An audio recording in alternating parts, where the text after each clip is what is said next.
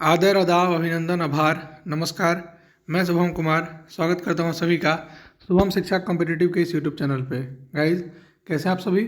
उम्मीद करता हूं आप लोग स्वस्थ और मस्त होंगे और आपकी प्रिपरेशन अच्छी तरीके से चल रही होगी। जय हिंद everyone, welcome to Shubham Shiksha. देखिए यहाँ पे आज जो हमने चैप्टर करना है वो है chapter 6 of geography class 6, that is major landforms of the earth. इससे पिछले 5 चैप्टर में हमने डिटेल में एनसीईआरटी को कवर कर रखा है। आप नहीं देखें तो प्लीज़ उसको जाकर देख लीजिएगा। और सब मैक्सिमम 20-25 मिनट का वीडियो है जो कि आप आराम से उसको कवर कर सकते हैं। पूरे ज्योग्राफी को ऑलमोस्ट 3 घंटे में 3 से 4 घंटे में हम लोग कवर कर सकते हैं पूरे डिटेल के साथ, एक एक लाइन पढ़ते हुए। ठीक है, चलिए तो आज का चैप्टर हमारा है वो है major landforms of the earth. देखिए क्या होता है। You must have seen some of the landform feature as shown in the figure 6.1। देखिए 6.1 में जो फिगर दे रखा है जैसे कि लेक, ट्रिब्यूटरी, प्लेट्यू, माउंटेन, इलेजिन, mountain range, hill, plain, island, इस बारे में आपने देखा होगा। ठीक है, पेनिसुलर वगैरह में सुना होगा ये सब। You will notice that the surface of the earth is not the same everywhere. The earth has an infinite variety of landforms. Some part of a lithosphere may be rugged and some flat.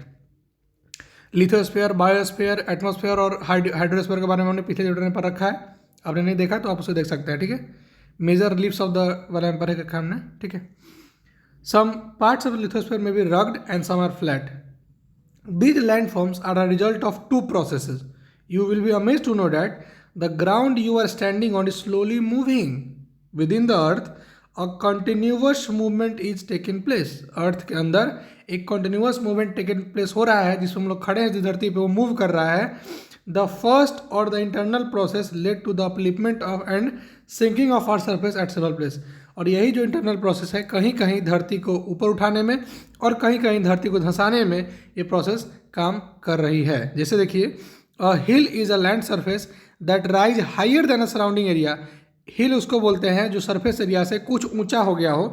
Generally a step hill with an elevation more than 600 metre it term as a mountain. तो जिस हिल का जो elevation यानी कि ढलकाव है या फिर इसको बोल सकते हैं ये कोन, ये इसको एलिवेशन बोलते हैं। ठीक है, अगर वो 600 मीटर का है तो उसको माउंटेन के रेंज में आते हैं।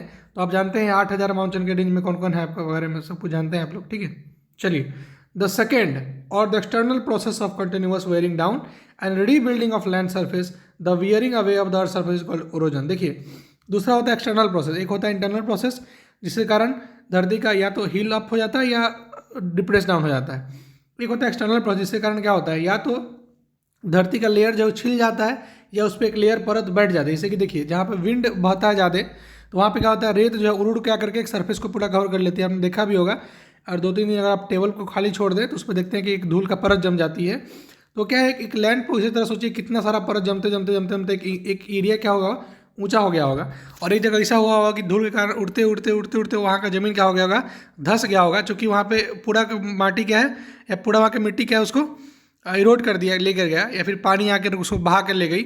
इन सभी को बोलते हैं हम लोग इरोजन। ठीक है, सॉइल इरोजन आपने पढ़ा भी होगा चैप्टर। ठीक है, the surface is being lowered by the process of erosion and are rebuilt by the process called deposition. इस सरफेस को जो लोअर हो चुका है इरोजन से इसको हम लोग रिबिल्ड करते हैं, जिसको प्रोसेस को बोलते हैं हम लोग deposition.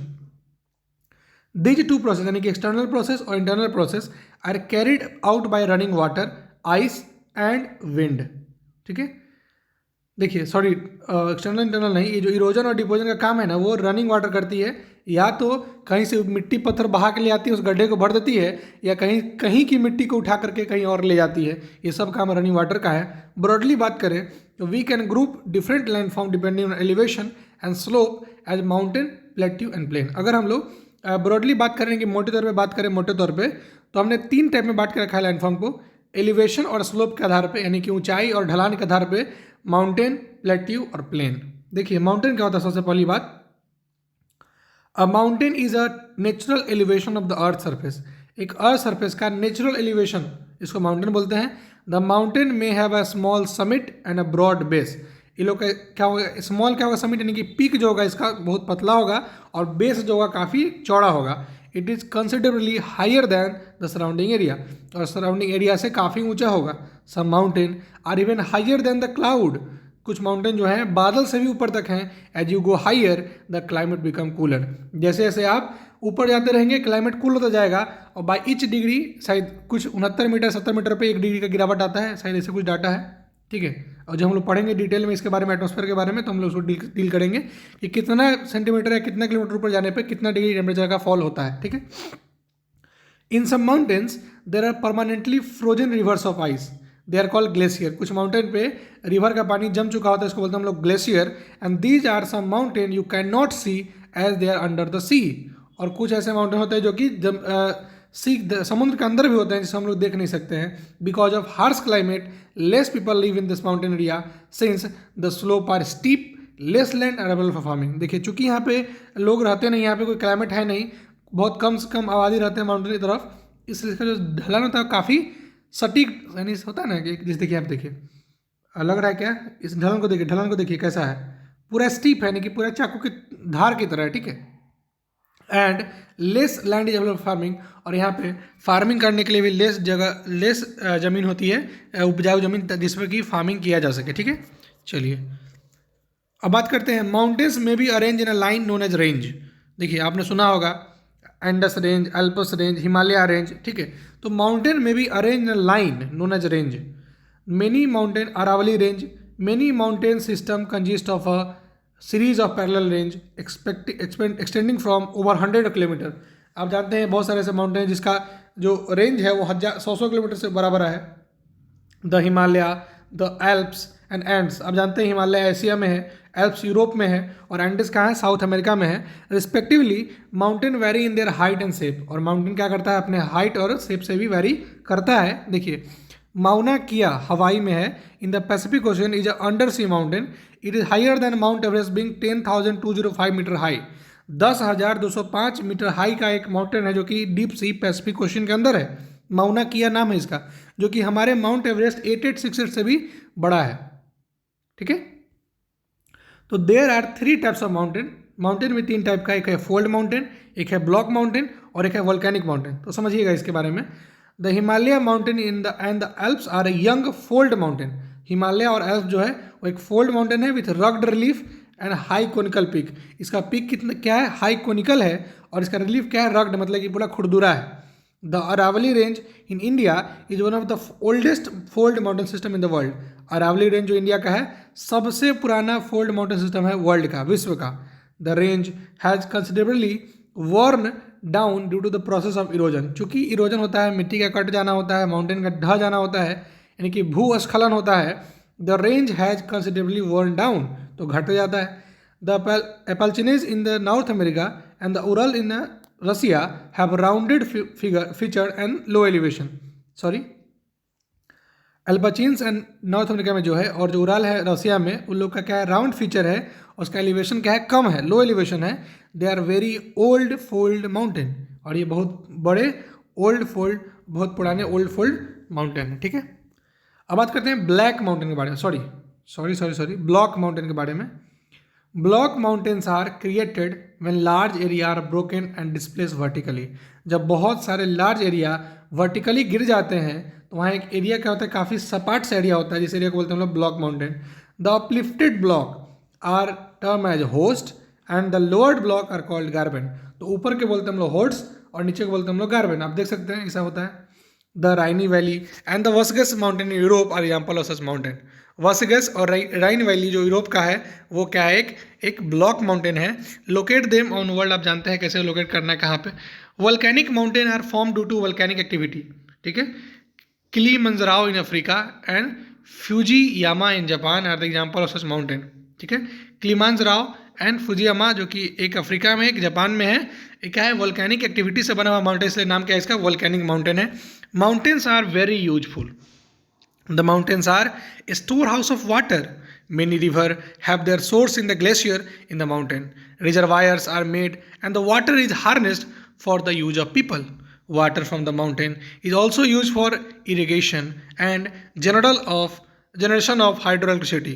The river valley and terrace are ideal for cultivation of crops. Mountains have a rich variety of flora and fauna. The forest provide fuel, fodder, shelter and their other product like rubber, समझ गए, यानी कि gum, rice etcetera. Mountain provide an ideally site for tourist. They visit the mountain for the scenes beauty, several sports like paragliding, hand gliding, river crafting, skiing and popular in mountain. तो आप जानते हैं कि mountain एक क्या है हमारा, एक जो है माउंटेन बहुत ज़रूरी है, ठीक है, इसीलिए गोवर्धन पूजा शायद किया गया होगा कृष्ण के द्वारा, ठीक है। The mountain are a store house of water, mountain का है स्टोर हाउस ऑफ वाटर का है, बहुत सारा रिवर जो कि है ग्लेशियर माउंटेन पे है। और बहुत बड़ी दुर्घटना अभी हाल फिलहाल में हुई है, जो आप चमोली डिस्ट्रिक्ट में सुने होंगे कि एक एनटीपीसी के पूरे टनल में ग्लेशियर का पिघला हुआ पानी पूरा पूरा घुस करके ऑलमोस्ट 127 मैन को अभी तक उसका डेथ हो चुका है उसमें, और कितने न जाने लापता है। मात्र अभी तक सिर्फ 2 किलोमीटर के पूरा टनल में मात्र 50 मीटर अभी तक मलबा हटाया जा चुका है या हटा रहा है, और ये प्रोसेस जो है कंटिन्यू अभी आगे चल रही है। तो उत्तराखंड में भूस्खलन, उसके बाद आपका 2013 के आसपास देखे होंगे जब केदारनाथ में भारी क्या आया था, बाढ़ की स्थिति देखने को मिली थी। ये सब क्या है, चूंकि ग्लोबल वार्मिंग बढ़ते जा रही है, वही ग्लेशियर पिघल करके ये माउंटेन का भूस्खलन होता है। माउंटेन टूट करके वो ग्लेशियर एक बर्फ का टुकड़ा टूट करके धीरे धीरे छोटे छोटे टुकड़े में टूट के नीचे आकर के क्लाइमेट के कारण गर्म होकर के फिर पानी का रूप ले लेते हैं। वो पानी इतना तेज होता है कि सामने आने वाले किसी को नहीं बख्शता, चाहे वो एनटीपीसी का टनल ही क्यों ना हो या फिर केदारनाथ का मंदिर ही क्यों ना हो, ठीक है। तो ज़रूरी ये भी है कि हम लोग अपने नेचर जो हमें दिया है, एक पानी का अल्टीमेटम स्रोत दिया है, उसको प्रिजर्व रखना भी हमारी जिम्मेदारी है। We have to reduce carbon, जो भी कंटेंट फैक्ट्रीज है वगैरह, कार्बन को रिड्यूस करना पड़ेगा, वेस्टेज को कम करना होगा, सब चीज़ का एक सीमित तरीका से यूज करना ज़रूरी है, क्योंकि सीमाएँ तय करती हैं कि आपकी ज़िंदगी कितने दिन और जिएंगे आप, ठीक है। आप सीमा में नहीं रहेंगे तो फिर तो समझ रहे हैं ना क्या क्या हो रहा है सो, ठीक है। तो हर चीज़ का एक लिमिट होता है जिसको एक्सीड करना अपने पैर पे कुल्हाड़ी मारना होता है, और जो कि देखने को मिल रहा है आजकल के डिजास्टर से, ठीक है। सो ये तो बात की बातें रही, हम लोग चलते हैं आगे, ठीक है।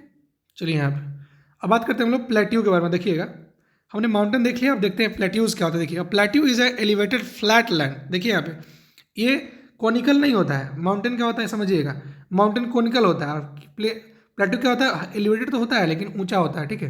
और यहाँ से फ्लैट होता है, ऊंचा तो होता है, ठीक है, लेकिन फ्लैट होता है, ठीक है। आपने सुना होगा डेक्कन प्लेट्यू, बहुत सारे प्लेट्यू के बारे में सुना होगा आपने। देखिए यहाँ पे, a plateau is a elevated flat land, it is a flat topped table land standing above the surrounding area.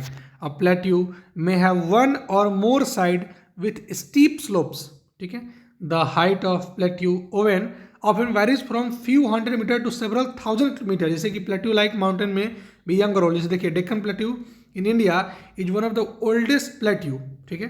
The East African plateau in Kenya, Tanzania and Uganda, and the western plateau of Australia, and the Tibet plateau, जो कि आप जानते हैं Tibet plateau क्या है, is the highest plateau in the world with height of 4000 to 6000 metre above the mean sea level. Mean sea level से 4000 से 6000 metre ऊंचा तिब्बत प्लेट्यू भारत और चाइना बॉर्डर के बीच में है, जहाँ पे अभी जस्ट सुना होगा वहाँ पे डिसएंगेजमेंट हुआ है, यानी कि पैंगोंग लेक से यानी कि फिंगर 4 की तरफ वो लोग चले गए, चाइना वाले ट्रुप हट गए, और हम लोग माउंटेन उतर करके पीछे आकर के हम लोग जहाँ हम लोग का पहला सेंटर था जहाँ हम लड़ते थे, वहाँ पे हमने वापस आ गया, हमारे मिलिट्री ने वापस वहाँ पे बुला लिया अपने आप ट्रॉप्स को, ठीक है। और डिफेंस मिनिस्टर ने ये ऐलान भी करा था कि जैसे डिसएंगेजमेंट होगा तो ये दोनों की सहमति से हुई है कि हम लोग अपने आप को पीछे हटा लेते हैं, जहाँ पे थे हम लोग वहाँ करते हैं, लेकिन पेट्रोलिंग जारी रहेगी। पेट्रोलिंग के लिए वहाँ पे जा सकते हैं, लेकिन आपको वहाँ के टैंक, वहाँ पे जो भी था वहाँ पे लगाया गया, जो भी बिल्डिंग टाइप बनाया गया था, ठीक है, या फिर जो टेंट गाड़े गए थे उन सबको उखाड़ने के लिए चाइना भी ले गया, और हम लोग वापस अपनी गली में आ गए। और जो LAC है यानी कि लाइन ऑफ एक्चुअल कंट्रोल, ठीक है, उधर से पीछे वो लोग बैठ गए और हम लोग भी वहाँ से हट गए हैं। ये लेटेस्ट खबर है जो कि तिब्बतन प्लेट्यू की तरफ से है, ठीक है। तो हमने देख लिया माउंटेन के लिए भी देख लिया चमोली डिस्ट्रिक्ट का एग्जाम्पल, और प्लेट्यू के लिए भी देख लिया। अभी जो हाल फिलहाल में आज से 5-6 दिन पहले से जो बजट सेशन के बाद जो प्रूफ हुआ था कि हम लोग डिसएंगेजमेंट में सहयोग करेंगे, ठीक है, और चाइना भी हमारा सहयोग करेगा, इसके बारे में हुआ था, ठीक है। देखिए, क्योंकि हम भी जानते हैं और चाइना भी जानता है कि वॉर में सब कुछ सबका जाता है, सिर्फ एक का नहीं, ठीक है। वार में सिर्फ कौरव ही नहीं खोया था, पांडव भी खोया था। उसी तरह अगर चाइना और इंडिया में वार होगी तो दोनों क्या है, एक एटॉमिक कंट्री है, दोनों के पास क्या है, एटम है, न्यूक्लियर बेस्ड कंट्री है, तो दोनों जो है एक दूसरे के लिए आक्रामक साबित हो सकती है, और सिर्फ हमारा ही और सिर्फ उसका ही लॉस हो, ये बात सही नहीं है, दोनों जगह क्षति बराबर की होगी, ठीक है, इसलिए बता रहा हूँ।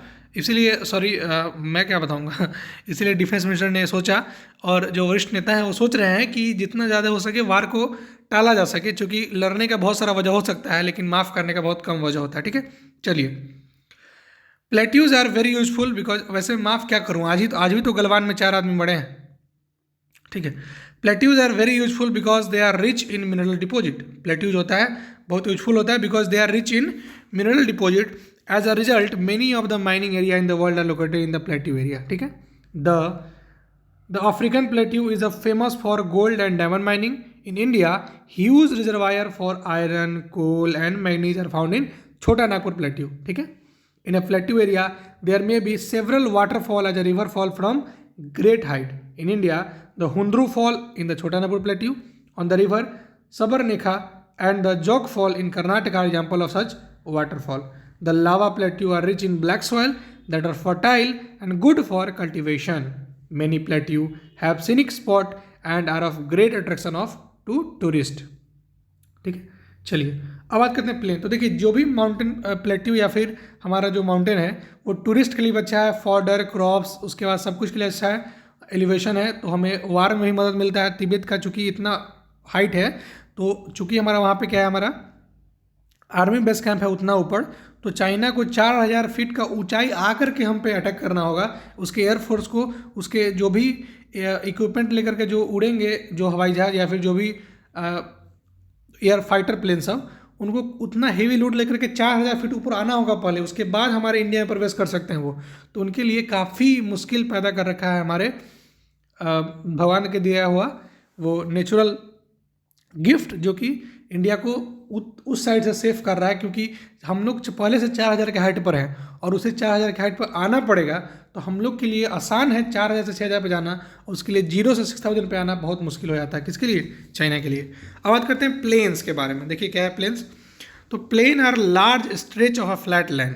क्या है? एक फ्लैट लैंड का काफ़ी खिंचा हुआ पार्ट है। They are generally not more than 200 metre above mean service sea level से 200 मीटर से ज़्यादा ऊंचाई ये लोग नहीं होते हैं। ये लोग कौन? Plain. Some plain are extremely level, others may be slightly rolling and undulating. ठीक है, यानी कि उड़दरा खुड़दरा होता है। Most of the plain are form by river and their tributary. और बहुत सारा प्लेन जो है, यानी करीब करीब सारा प्लेन जो है रिवर और उसके ट्रिब्यूटरी द्वारा बनाया गया है, सहायक नदियों द्वारा। The river flow down the slope of the mountain and Erode them. क्या करता है? माउंटेन से वो क्या करती है, रिवर जो है ऊपर नदी उतरती है और साथ में मिट्टी से वहाँ का जो गिट्टी होता है, सो वहाँ का सेल्ट, बालू सबको खींचते हुए नीचे ले आती है और इरोड करते हुए, डिपोजिट करते हुए चली जाती है लैंड पे। यानी कि माउंटेन से उतरी और उस जगह खाली जगह को भरते हुए उससे चली गई, तो क्या हो गया वहाँ पे एक क्या हो जाएगा, they deposit their land consisting of stone, sand and silt along the course and the valley. और अपने किनारों में उसे धकेलते हुए चली जाती है। It is from this deposit that plains are formed. It is the from this deposit that plains are formed. और इसी डिपोजिट से प्लेन्स क्या होते हैं, फॉर्म होते हैं। Generally plain are very fertile. Plain जो होता है बहुत फर्टाइल होता है। कंस्ट्रक्शन ऑफ ट्रांसपोर्ट नेटवर्क की जी वहाँ पे होता है। माउंटेन पे नेटवर्क का, रेलवे का नेटवर्क बनाने में कितना मुश्किल होगा, ठीक है, ट्रैक बनाने में, ठीक है, लेकिन यहाँ पे बहुत आसान होती है, ठीक है। Thus these plains are very quick और very thickly populated region of the world, ठीक है। Some of the largest plain made by the river are found in Asia and North America. For example, in Asia these plains are form by Ganga and Brahmaputra in India and Yangtze in China. देखिए Ganga Brahmaputra delta का सुने होंगे, Sundarban delta, ठीक है, and Yangtze in China. Plains are the most useful area for human habitation. There is a great concentration of people as more flat land is available for building houses as well as for cultivation. देखिए, because of fertile soil, the land is highly productive for cultivation. In India too, the Gangetic plains are the most densely populated region of the country. ठीक है, अब बात करते हैं landform and the people. Sorry. Human have been living on different kind of landform in different ways. Life is difficult in mountain area. Plain provide much better condition. It is easy to grow crops, builds a house, road in a plain than a mountain. Can you point out some difference? Yes, you can point out.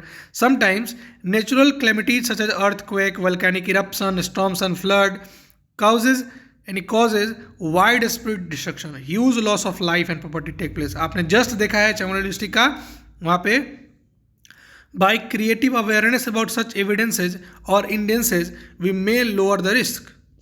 You may find out from your own surrounding in how many ways they use the land and water. Quite often, we use the land in a fertile land. Similarly, we use the land in a wasteful manner. हमने क्या करना है, हमने क्या करते हैं, हम लोग लैंड को बहुत गलत तरीके से इस्तेमाल करते हैं. जो फर्टाइल लैंड है जहाँ पे हमें क्रॉप्स लगाना चाहिए, वहाँ पे हमने घर बना रखा है. ठीक है. Similarly, we throw garbage on a land और in water making them dirty. We should avoid using such important gift of nature in a careless manner. The available land is not only for our use, it is our duty to leave the earth a better place for future generation as well. लेकिन ये अब कोई नहीं सोचता कि हमने future generation के लिए भी इसे बचा कर रखना है, और ये हमारा जो हमने इसे अपने पूर्वजों से पाया है और हमें इसे अपने अगली पीढ़ी तक बढ़ाना है, ये अब कोई नहीं सोचता.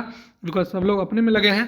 बिकॉज मान लीजिए कि अब मजबूरी भी है, अब घर बनाना है, तो अब ये थोड़ी देखेंगे कि यहाँ पे खेती होता था तो कहाँ पे रहेगा आदमी. ठीक है. तो ये जो ज़रूरत है वो तो है ही, लेकिन कोई और ज़रूरत है इसको कि निगलेक्ट नहीं किया सकता है. सबसे ज़रूरी है पॉपुलेशन कंट्रोल करना.